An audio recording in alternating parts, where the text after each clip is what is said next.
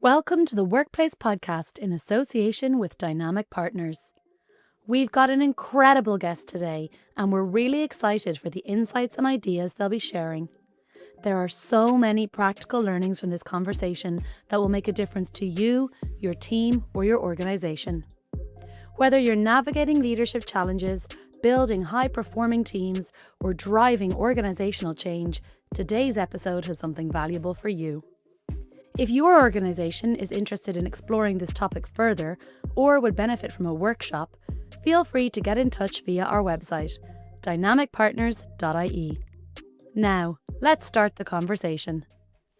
Today's guest is clinical psychologist Martin Dubin. Martin is a serial entrepreneur, business coach, and advisor to C-suite executives and Silicon Valley entrepreneurs. A former coach at the Centre for Creative Leadership and a partner at talent firm HR International, he worked directly with hundreds of C-suite senior executives from Fortune 500 companies and with Silicon Valley venture capital firms and their portfolio companies. He is also the author of Blindspotting, How to See What's Holding You Back as a Leader. Welcome to the Workplace Podcast. Our topic today is blind spotting. How to see what's holding you back as a leader. And joining us today to discuss his book of the same title is Martin Dubin. Marty, welcome to the Workplace Podcast. Thank you, William. I'm looking forward to the conversation. So as you can see by all my sticky notes in this book, I really thought this is a fantastic book. And for our leaders, here's the praise that I like for the book. So Marty's written this in a way, the structure of the book is really the definition of the blind spot and the perception gap. And what I like is like the super strengths and supernovas, which I believe are particularly helpful. So we'll talk about that later on in the podcast. And the framework or the self-awareness model that Marty has put together is absolutely excellent. So he's broken down blind spots. So this is very different to anything you might have experienced before. And this what makes the learning so rich as a leader. It's a very much a fresh take because many people before might have taken a catch-all approach. And what Marty has done is really broken down the model of the framework into motives, traits, intellect, emotion, identity, and behavior. So I'll try to touch on as many of these points in the podcast. And from my perspective to all you listeners is as an executive coach and someone who's passionate about conflict resolution, this is a book that develops leaders and, it really will help people. And also as my role as a mediator, to resolve conflict in the workplace. So this is why this book is so useful because it helps shine a light on what's getting in the way of people's success. And two more points, I'm not finished yet. The stories, Marty, you've written to illustrate what has held leaders back, I think really helps people understand the model and they can identify themselves in that. Not only that is at the end, then it's the steps to make those changes, and the checklists at the end are so practical for the readers. And if you are a leader then or facilitator or mediator or executive coach, I strongly urge you to read this book if you want to unlock high performance and great leadership. Marty, what a book. Thank you. Thank you. I need to bring you along on all my talks. That's a great intro. This part to me is disappointed, Marty, because if I wanted to do this book justice, it would have taken three podcast episodes, 3 hours. That's how much I rate this book. So for our listeners then, what's your definition of a blind spot? Yeah, blind spots are very much as the word connotes. It's what we don't see. And I had a long career in various areas and as a clinical psychologist, as an entrepreneur, and as a coach. And when I thought, like, what's the through line of all of that? It's self-awareness. Really, what I've been always trying to do is help people become more self-aware. I think that's the empowerment for all of us. That's the extra turbocharge to our leadership. And so the blind spots are what get in the way of our self-awareness. And what I like about it is on the inside of the jacket of the book is the line, bottom line, until we uncover these blind spots, we can't move forward or deliver on our goals as a leader. And that's the thing, isn't it? It's that we have these, as you say in the book, these super strengths or these supernovas. Can you tell us a little bit more about that? Because that's the bottom line, isn't it? That sometimes these super strengths are actually getting in our way as well. Yeah, if you think about most learning and development, where coaching is kind of embedded in organizations, um, there's a lot of learning, there's a lot of skill development, there's a lot of knowledge that leaders need. But at the end of the day, you and I could read the same book and take away the same lessons, 5 ways to resolve a conflict or lead a meeting, but we can apply them differently because of who we are. So the tool is ourselves. The tool is our personality. And the more we're aware of where we're strong and where we get in our own way is the way we can get a boost in our leadership. So a typical thing I did as a executive coach that's familiar to your listeners is doing a 360, interviewing people around the leader. And often when I first started doing it, and I think the traditional way is you kind of end up with a list of 2 buckets where the strengths are and where the opportunities for improvement. And after a while, at first I thought those were 2 separate buckets. And the leaders typically would say, I know my strengths. I don't want to talk about that. Just tell me what's wrong here. But after a while, I started to see they were connected. And it wasn't super obvious, but the more you dug into it, the strengths often overplayed, tipped over, and became the problem, the supernova, the burnout. So that's where I began to find the real unlock for many leaders. It wasn't like, teach me something I don't know about myself, some new strength. It's no, you're overusing your strength. It works 80, 90% of the time for you. It's gotten you where you are, but do you know when it gets in the way? Do you know when the situation is calling for something different, often the exact opposite? And that's the unlock often for leaders. So speaking of unlock, then that's where the self-awareness model that you have. So in the center, you have motive, and then in an outer circle, then it's intellect, emotion, and traits, and then identity and behavior. So why did you take that format? Why you start with motive first in the very center? Yeah, maybe just to zoom back for 1 second first. Yeah. As a as a clinical psychologist, I had a psychotherapy practice for quite a while before I got into business. And, you know, I had a diagnostic statistical manual of mental disorders. I tried to figure out when the patient came in, is this a phobia, anxiety, depression, whatever. Um, so that's kind of job one. And then job two was what's the change? What's the catalyst for change for this person? How do they think? Who are they? How can I help them change? So I really, when I got into coaching doesn't have either of those. It's a shame, quite frankly. I think it's a new enough discipline that there's a lot of science that needs to be developed.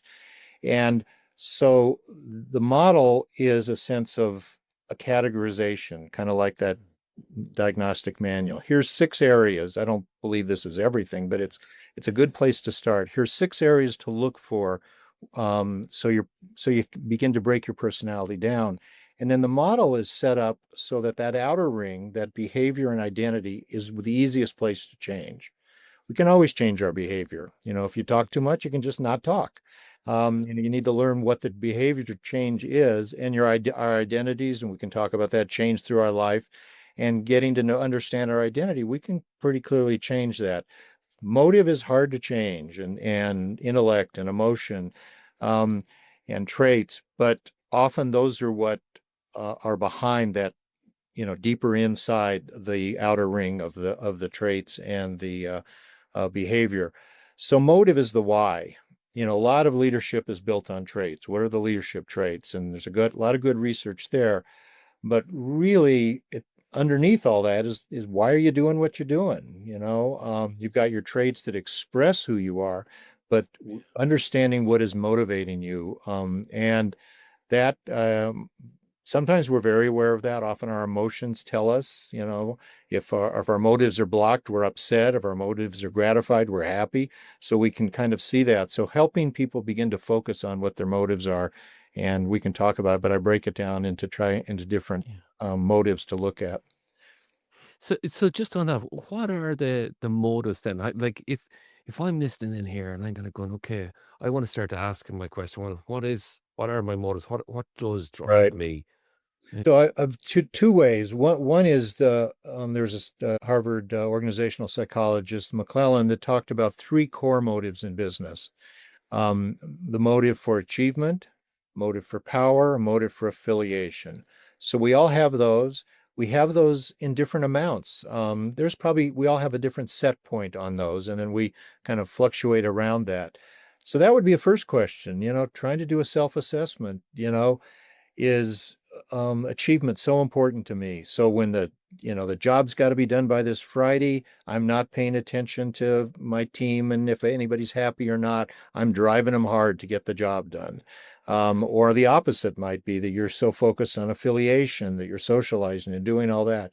So understanding those, and again, different motives are appropriate in different situations. So what's the context that's going on right now? And maybe the question is, do I need to shift my motives a little bit because I don't feel like I'm making progress? I mean, that the first step is if things are going great, fine. But if you're starting to feel like things aren't working, you're not feeling right about it, or you're getting feedback, then it begins to do some self-exploration.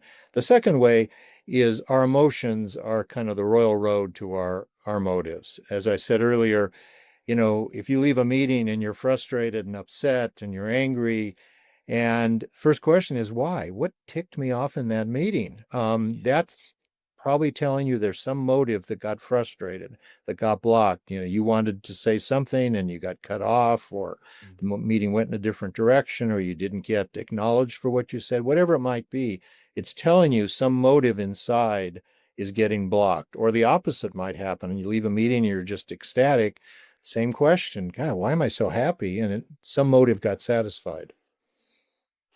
This is what I like about the book, that you give people the language to actually discover for themselves, or even to Right. have a conversation with their coach or even with a team member. And the language that I remember, especially around the emotions that you just talked about there, was emotional mastery and emotional sophistication. That you're very able, very clearly to say what emotion that it is. And then the other person then is allowed to clearly understand that. Because I thought about a recent workplace conflict I was involved in. I mean, you talk about the motivation and the there was a drive, and the affiliation was very different. One person just wanted to get the job done and didn't care how it was done. And the other person says, "Is that how you're treating me to get Yeah. your result?" And this has happened several times with managers where they're not making that shift there. So just go back to that emotional mastery and sophistication. Can you tell us more about that? Yeah, so as you indicated, each chapter in the book has a different one of these sectors to talk about in terms of blind spots. So in the emotion chapter, those of your listeners who are familiar with EQ will find a lot of EQ in there. And um, so an EQ in my mind kind of I think of it almost like a pyramid of mastery. At the very bottom is just knowledge of a lot of emotions, having words for lots of emotions, have a real repertoire, a bandwidth, so that it isn't just mad, sad, glad, but all the gradations of the primary colors, all the variations of the rainbow in there. So you start there. So now you have an awareness that there's a lot of emotion out there. The next level up is being aware of your own emotions, being able to identify what you're feeling, at the time is the best, afterwards, shortly after, and getting better at better. Often it's recognizing physical, maybe your neck's tight, your, jaws clenched, that's telling you something about your emotions. Um, and then it moves up and being able to be aware of other people's emotions, being able to regulate your own emotions first. After you acknowledge your emotions, then it's regulate your emotions. And I don't just mean, as I'll talk about in a minute, just like calm them down. It's deciding what to do with them. And then the next level is being aware of other people's emotions. And when most people think of the most sophisticated leaders, they are just super strong in this whole dimension, just naturally attuned to other people and fluidly being able to use that data about how other people are feeling. And the final tip of the pyramid for me is that mastery. It's great to have all of that awareness of emotion, but at work, it's like, yeah, so what? I mean, what are you going to do with that? And to me, at the end of the day, it's being able to be very strategic about it. So maybe you're in a meeting and you tend to be a quiet kind of person and you've made your point 2 or 3 times and nobody's really picking up on it. You could be very strategically emotional. You could pound the table, which is like out of character for you, but you're doing that, you feel it, you're feeling upset, but you're actually doing that in a strategic way to get attention and to make your point to people because it's not coming across. To me, that's where that strategic sophistication and mastery of the emotional realm shows up. So, just for our listeners who may not be aware, emotional intelligence is what we mean by EQ. And then what you mean by all the colors of those emotions, it could be the difference between angry and irate, and frustrated. It's been very Yes. sophisticated what it actually is. And we'll say, for example, I am struggling with my emotion there. That mastery is lacking. I am lacking that emotional regulation. Like, what advice might you give to someone listening in? So if you feel like I am beginning to be aware that the emotional area is getting in the way in my work, um, then it does kind of the first step is some self-reflection. What are you feeling? Being able to identify them, and then that second step of being able to then manage and master your emotion. And this is not a one, this isn't done in a week. This isn't done in 1 or 2 times. It is something that takes time and effort. So sometimes I recommend just start journaling. When you're feeling something really strong, give yourself like 2 minutes to like focus on it. How did it show up in your body? How did you become aware of something was going on, even if, and then what can you begin to identify that feeling is?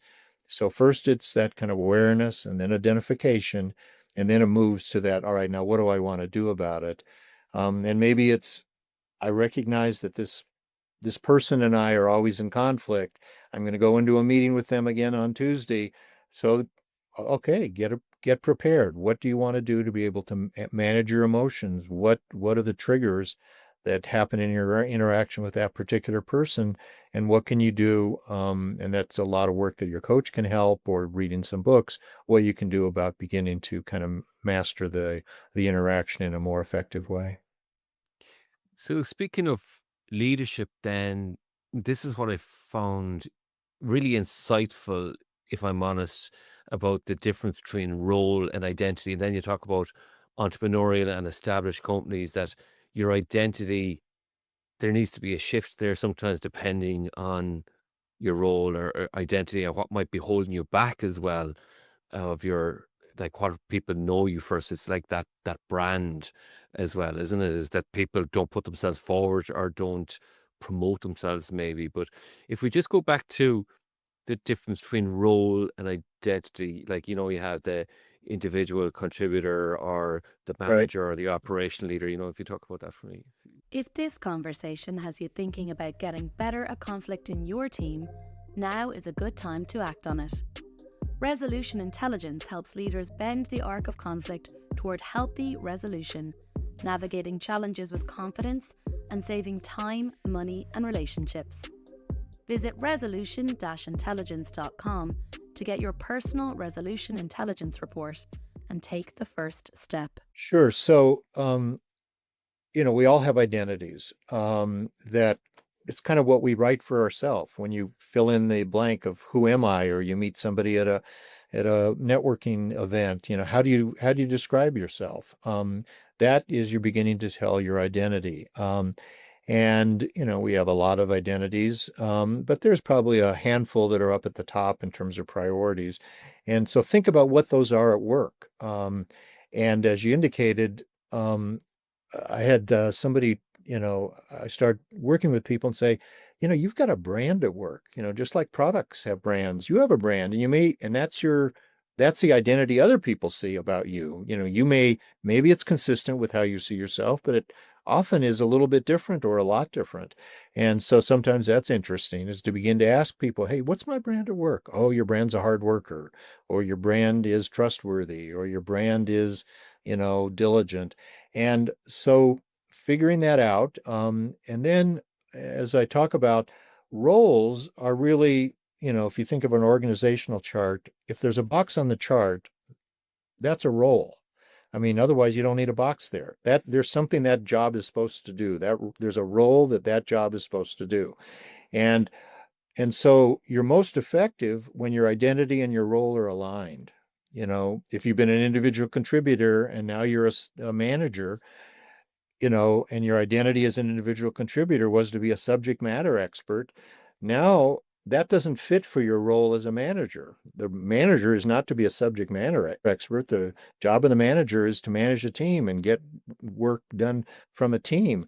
And so your identity needs to begin to shift. It doesn't mean you stop being a subject matter expert, but it probably should drop a notch or two on the on your identity priority, and something about management and leadership and working with others should get up there. And so having a little talk with yourself about that, if you get a promotion, it's like, well, there's a lot of good in that, but there's some change here, and maybe I'll feel some sense of grief about having to drop being a subject matter expert, and now I'm managing others, and there's other people that know more about my discipline now than me, and that, that may hurt a little bit. And that leads me to the next point then is like that imposter syndrome or that people might have. So you talk about, I think it's on page 29. I have it here in my notes where you talk about the imposter, the independent thinker, the rule follower, someone that might feel unworthy, someone is entitled, the rebel or the peacemaker. So we've all these common personal identities, so of these then, which of these like would you like to maybe speak about? I mean, there's thousands of identities, right? So, yeah, I mean, there's some common ones, as you say. I talked about some common ones that happen in large organizations and in entrepreneurial organizations, but these more personal ones, like you're just identifying now, imposter syndrome is certainly one that comes up a lot in the literature. I have a mixed feeling about it. In some ways, I think it's good. I mean, if we're all kind of like, I don't know, I can do this next job I've been promoted to, I'm feeling a little bit like an imposter. Like, did I really earn this? There's something healthy about that, to a point. There's something very healthy at saying, I really have to step it up, or I have to make some changes. This is going to be uncomfortable. I'm going to be in some uncharted territory for a while. I'm not going to feel proficient.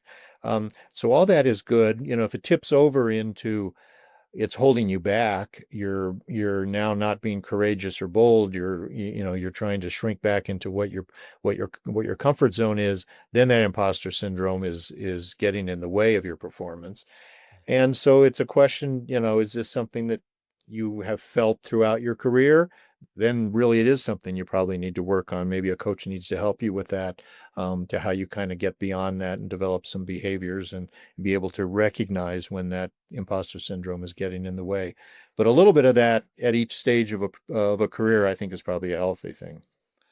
The rebel then, that could be seen as the devil's advocate, maybe, where we're outspoken or an upstander, couldn't it? It doesn't always have to be that negative thing, but then the dark side of it is the rebel might be seen as a troublemaker. So there could be a perception gap where I think I'm a truth sayer, and people will say, well, actually, the perception gap is, well, actually, you're coming across really negatively. Yeah, I worked with somebody who wanted to get promoted, into the upper levels of management, when she had always been the critique of of upper management, and in a healthy way, in a way that was problematic sometimes for upper management. But she was the truth teller to authority. She was really able to say, wait, this doesn't work, and kind of push back. Um, and so we talked about, if you're going to be in upper management, that has to really change. And so the question for her is, could she kind of moderate that, as you're indicating, in a way that could be productive? Or is it such a part of who she is as a person that it's just, she's not going to feel fulfilled if she isn't always kind of speaking up. And so that was the work of the coaching, was to find the sweet spot. And she did find that, where she could get promoted. And because she was always sensitive to the effect on the larger workforce, that was really, she could help other leaders who weren't that sensitive to that see that. And she found ways to do that in a way that was productive and constructive. So think about finding ways then. So people might be listening in and, I'd say, listen, for my identity, there's different ways to get feedback on the different um the pieces of the framework that you talked about there. And there's one piece that I really like that I actually do as well with my clients is look back on your calendar. Yeah. Well, actually, how you might be, where's your focus on, and what how that might be perceived. Can you just tell us a little bit about that? Yeah, in the chapter on behavior, I talk about the calendar really being effective in a lot of ways, but I think the one is really it's a key question for every leader, and the higher you go in an organization, the more important it is how you spend your time. And are you really working on what you should be working on for, again, back to what that box requires? What's that role requirement? What can only that role do? Um, and being able to be really clear. And it's fascinating exercise. Sometimes I will talk with leaders about that, and they'll talk about, well, these are my 5 priorities, and that's really what's important.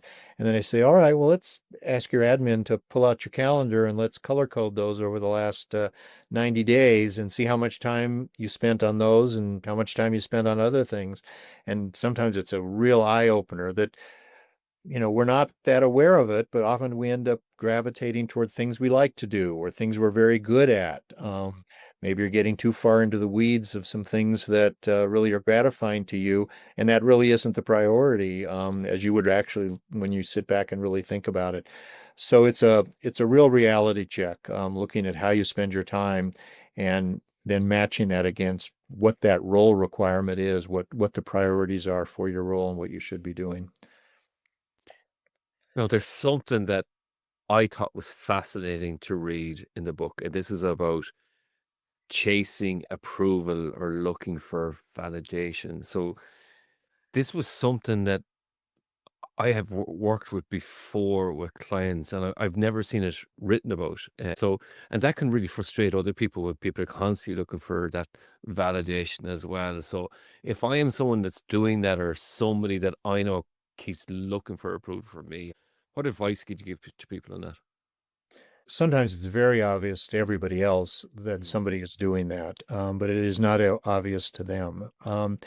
And, there's just lots of ways that shows up.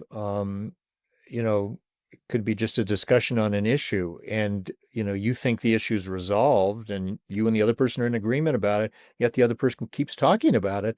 And often what's going on is they're wanting a personal pat on the back about something in there, and they're not, again, this is a motive that's going on for them, the need for approval, the need for validation. And if that motive isn't satisfied, then they're still asking for it in certain ways. Um, so it it can be a very deep-seated problem, quite frankly, that's Mm. been with somebody for their whole life, and it really requires some deep reflection about that. And the one thing that's different about being a coach from being a psychotherapist is a coach is about work and performance. And so even if this is a deep-seated issue, you can still find ways to show up at work and not let that get in the way. Maybe another issue at home or with friends and family that you have a deeper job to do, work on that. But at work, if you know that it's showing up, you can begin to become aware of it and your triggers for wanting to do that. I talk in the book about this guy that introduced himself, and introducing himself, he talked about how he'd gotten a perfect score on the SATs, and irrelevant. I mean, wonderful that, you Yeah. did well on this, on an important test, but it's irrelevant to, your work performance. But he was doing that, and he was even in his bio. And it was like very clearly he's asking for a pat on the back about that. The response should be, "Oh, aren't you smart?" That's what he's wanting people to say from that. So there's a clear indicator that he needed to think about that and work on that. Yeah. And he was doing that decades later, wasn't like, Yeah, a long time, long after. And it was just so appropriate. And he was a very, very high functioning. He was at the C-1, one level below the CEO, and it was still going on. wow, wow. So let's move on to traits then. The title of one of the chapters is Character Traits Can Define Us. and destroy us. So, eh, traits, what are they? Like, how are they different from the other Yeah. aspects of the model you talked about? Yeah, this is probably the easiest one for your listeners to get a hold of. I mean, this is where most leadership work has been done. What are leadership traits? You can, Google that and find all sorts of different models and for that. So these are the adjectives that we use to describe ourselves and that other people use to describe us. And these are typically our quote our strengths and the things that help us be successful and that we're proud of. Um, and the point I make in the chapter, the blind spot, is, as we said in the earlier part of our discussion, this is when your strengths tip over and become a problem. Here's an easy way for your listeners and to get a handle on this for themselves. I'd ask you to think about what are those key strengths for you. If you list, three or four things that you're very proud of and that really are what make you successful.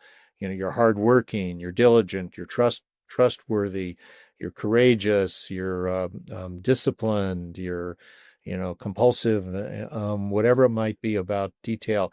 Um, and then add the modifier, the word TOO in front of that. What happens when you're too organized? What happens when you're too bold? What happens when you're too courageous? What happens when you're too disciplined? And these are probably the things that your spouse or partner or friends at times complain to you about, Mm. you know. And so the point here is, do you know when those get in the way? Do you know when they are tipping over and becoming a problem? And just to give you a complicated kind of example, but it just becomes so apparent. I had a CEO I was working with, and he was described as both humble and arrogant. Now, how can that be, right? I mean, those are opposites, but yet those were, and the people were just confused, like, because they felt at a core level he was a humble person, but very smart, scientist that became a CEO, and he thought his job was to solve problems, and so he's collecting input from everybody else, asking questions, very humble and just inquisitive and delightful to be with. But once he thought he had it figured out, aha, now I know the answer, he then really kind of was dismissive of everybody else. I don't need to know anymore. I've got it. I've made the decision. And of course, that appeared very arrogant. It's like, what, he just gets up and leaves. And so here it is, a super strength of confidence, responsibility, kind of intellectual prowess, tipped over and became arrogant, the opposite of his normal nature of humbleness. And so I worked with him on the trigger for this was when he stopped asking questions, when he thought he had the answer. And and so the change for him was when you feel that, don't do your normal thing of dismiss everybody and get up and walk out and announce your answer. Leave the conversation open. Be sensitive to the fact that there even may be more input that's going to come in later that you may help you evolve your decision. So simply say, I think I'm coming close to a decision now, but I want to sit on it for a couple days, or, my office door's open if there's something more you want to talk about this. Any way that he could kind of engage the group and not behave in that kind of arrogant kind of way. And it was a huge change for him and for the team, and it created different interactions for him in subsequent meetings with people.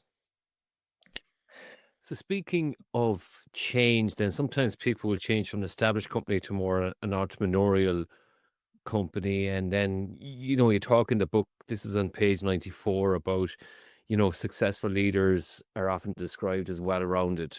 You know, Yeah. um, and how do you know you get that right mix there, or how can you prepare for that? Because sometimes we might be really good in it in one organization or one department, but then when we move, do we have an appetite for risk or something like that? That entrepreneurial side of things and that Right. resilience or that optimism. Like how do you navigate that? Yeah, there's a lot in what you just Mm. said and asked.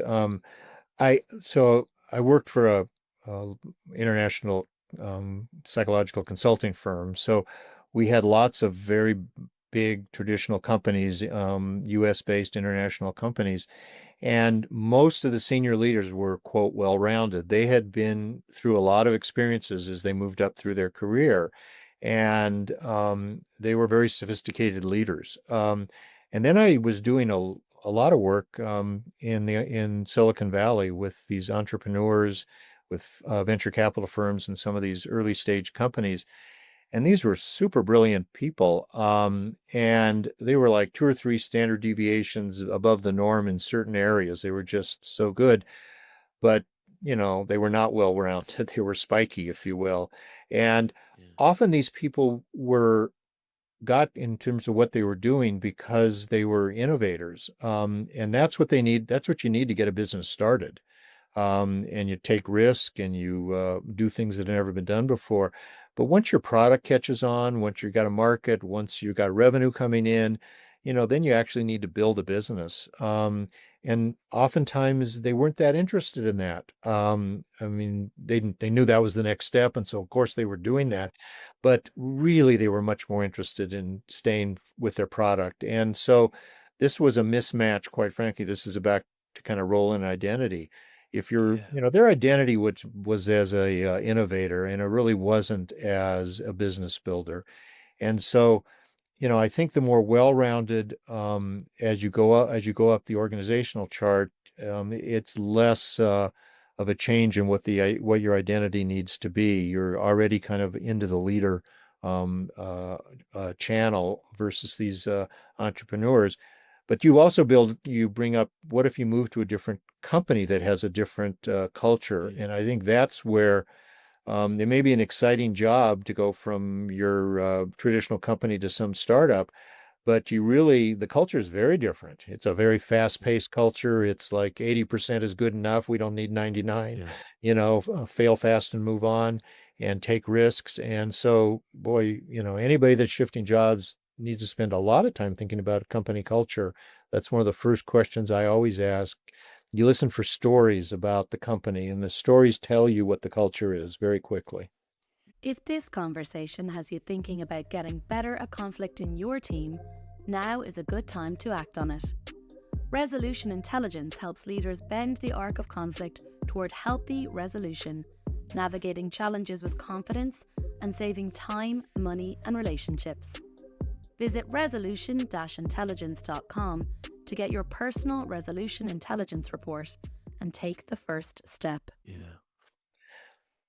And I'm just thinking about this is if I really want to say I've been told to have these traits in a role, like, and I don't have these traits already, is that something I can adopt or adapt my style in the workplace? And would I suffer from burnout as a result of that, or is that something people easily navigate? Yeah, I mean, this is back to that model that we talked about. I think our traits are very, well developed and pretty stable. You can, again, there's set points on who we are, and you can make little changes and modify them and become more sophisticated. But, if if you're in a job that requires risk and you've been a actuary your whole life and been, focused on risk mitigation, you're not going to be happy in this company, even as exciting as it sounds to you. And some part of your motivation may be like, I'm motivated by that kind of fun energy, but really your traits are not a match for it. That's you need to have a very kind of a soul searching talk with yourself about whether it's a good fit for you. Otherwise, you probably will be frustrated.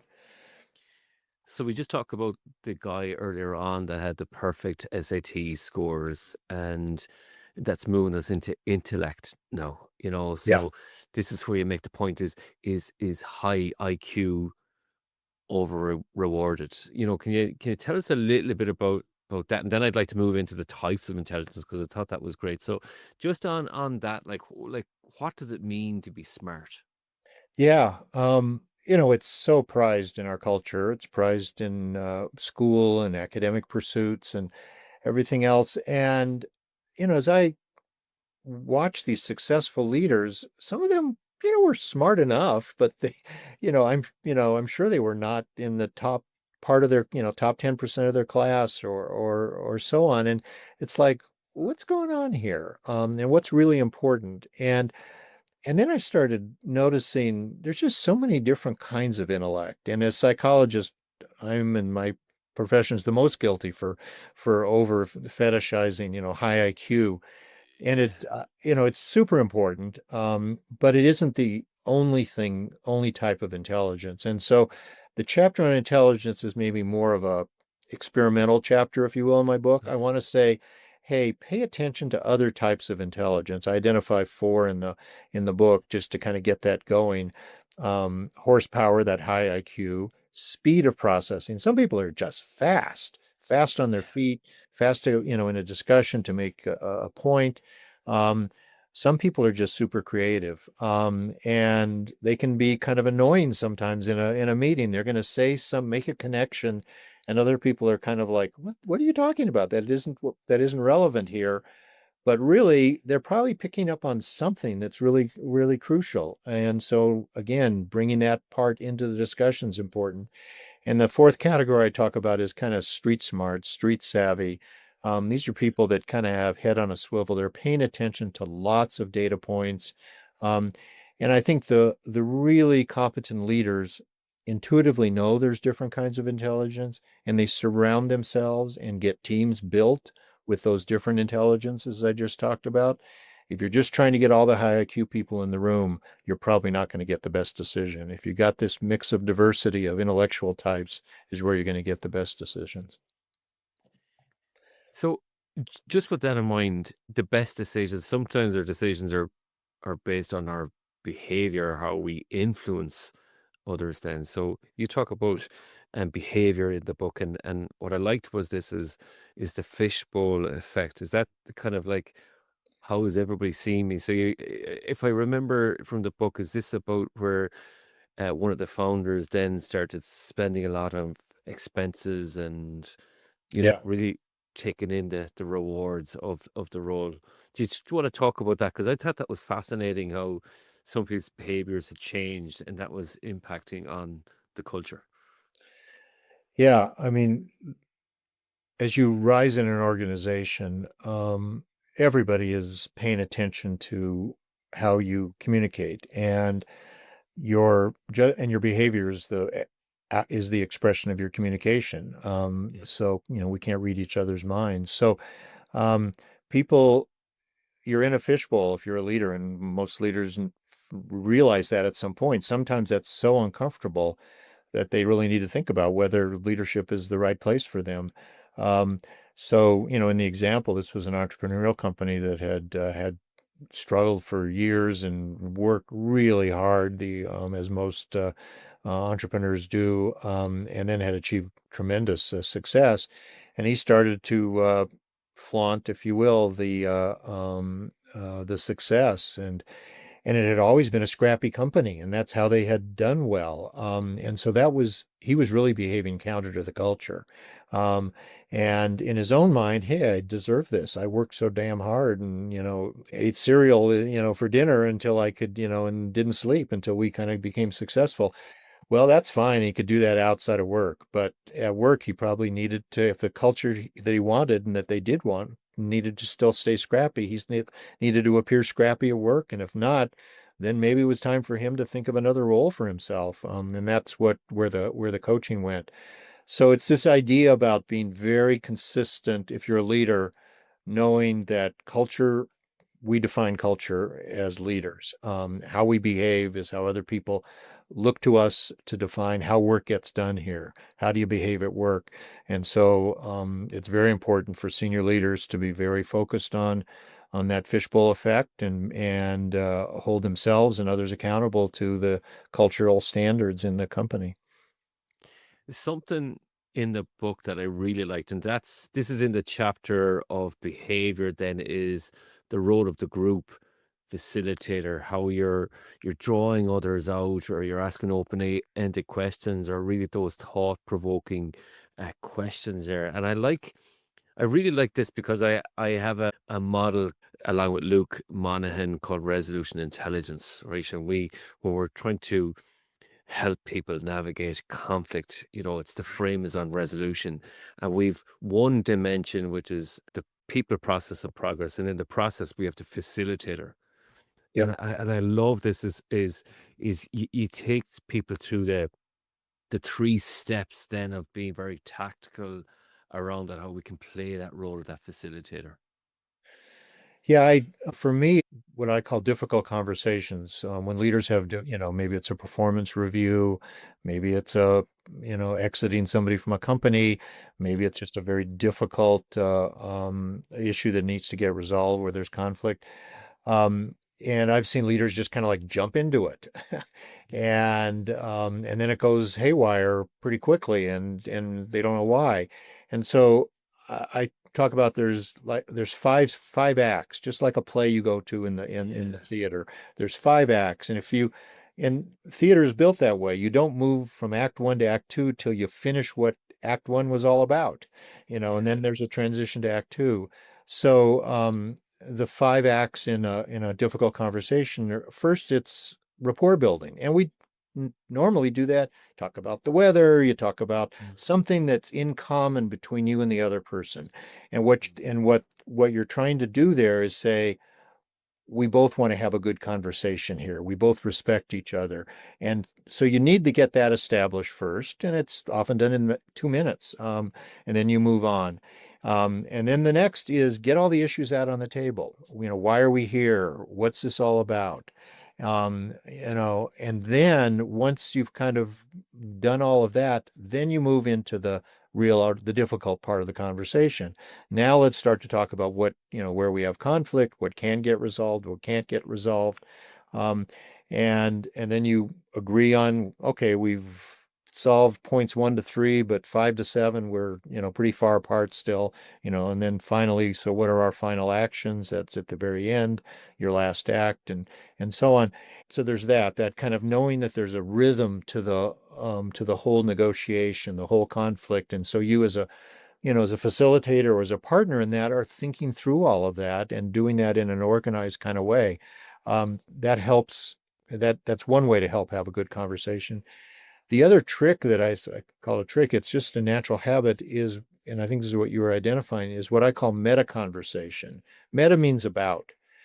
And it's a release valve when you get into that really difficult point where you're not getting anywhere. And maybe it's beginning to move from debating the issue to start getting angry with each other as people or the relationship. And this happens in marriages as well. And so to the release valve is to comment about the conversation, to Yes. actually remove yourself from the immediate interaction and say, boy, it seems like we're having a real difficulty right now, or I'm having a real difficulty right now, or it seems we're at loggerheads right now. Um, all of a sudden the tension begins to diminish a little bit because you've kind of removed yourself for a moment. And sometimes a facilitator can do that as a third party, make that kind of facilitative comment. And all of a sudden everybody kind of takes a little bit of a breather. And then you begin to identify, why are we, instead of acting back and forth like a play, you actually remove yourself and become the script writers and comment on it. Well, wait a minute, why are we at odds right now? What's the issue that's going on?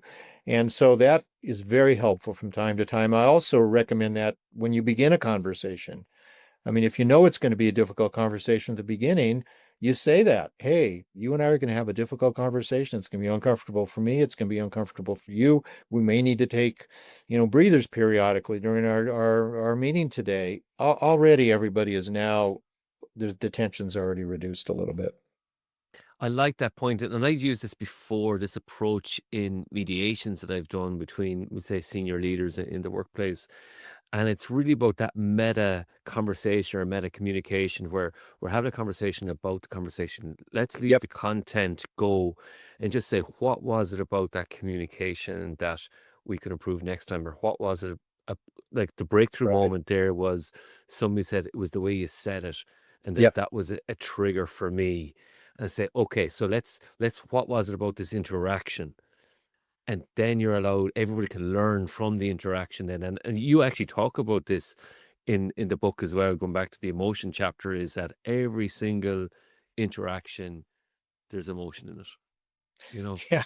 Yeah. I worked with in Silicon Valley with a lot of engineers, and they they were like, oh, I've got this logical argument. It's obvious we should be doing this for these reasons. And then all this emotion gets in there. Why is there so much emotion at work? And, I finally found a way into them by just saying emotion is data. Those are data points, just as well as all your logical data points. And how smart is it of you to ignore an entire data set?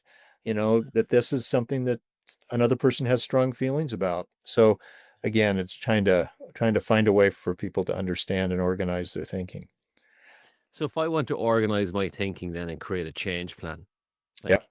like, what are the steps for me to create that change plan for myself? First off, I think I found at work as a coach that small tweaks can have huge impact.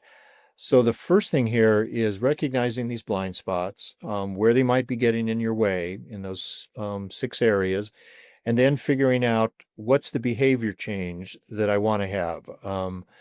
To your example of it's the way you said it. I don't want to say it that way. I do that too frequently, whatever that feedback was. So you practice what's a different way of expressing yourself in those kind of situations that's more productive.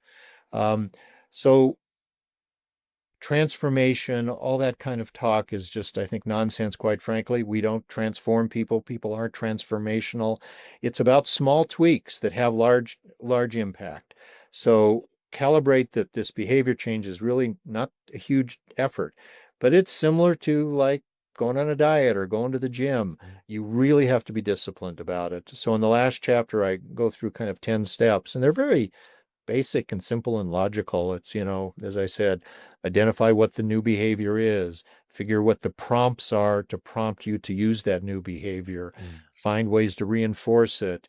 And, you're never going to get it right the first time. So, okay, what's the next iteration that's going to be a little bit better?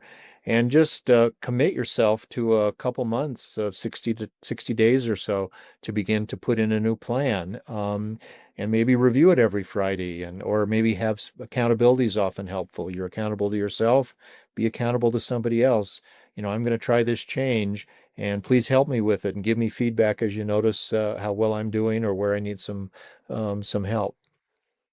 And what I really like then is that, that targeted behavior that you said there after the awareness, and also Yep. the trigger, what makes these behaviors occur, and what's a better behavioral response there, and create a plan around that, and maybe what's the prompt, what will trigger that change there. And that's all on page 2011. You can see Angela's plan there at the end of the book. Marty, this has been a wonderful conversation and really insightful for our listeners. If people were to find out more about you and your brilliant book, how might they do so? So I've got a author website, martindubin.com.